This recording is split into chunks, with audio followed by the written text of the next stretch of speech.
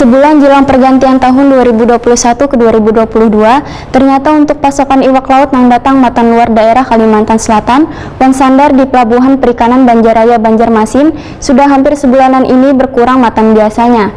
Kapal perikanan Wayahini pun hanya membawa sedikit iwak laut. Nah pemirsa, berikut untuk kabar nang selengkapnya.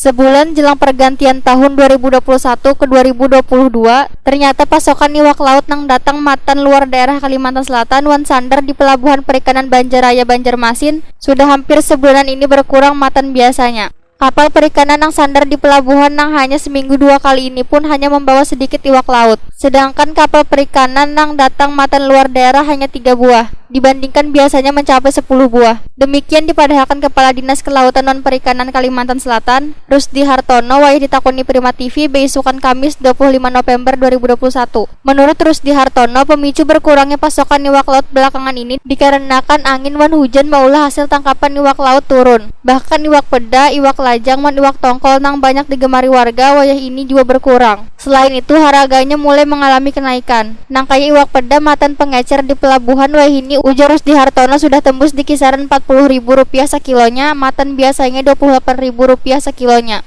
Iwak lajang Rp30.000 sekilonya, matan biasanya Rp20.000 sekilonya. Sedangkan iwak tongkol dijual Rp30.000 sekilonya. Alhamdulillah terisi itu kurang lebih 100 ton. Insya cukup aja kalau akhir tahun ini. Memang kapal yang masuk 1-2 buah di Pelabuhan Perikanan Banjarmasin itu memang sebenarnya agak kurang. Akan tetapi karena kita mempunyai cold storage, nah itu stok kita.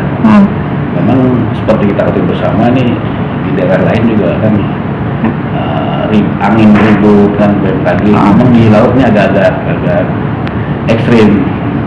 Cuma yang lain kita cukup andal lah untuk mencari ikan. Semua ikan ada aja di Kalimantan Selatan, khususnya di Pelabuhan Perikanan Banjarmasin.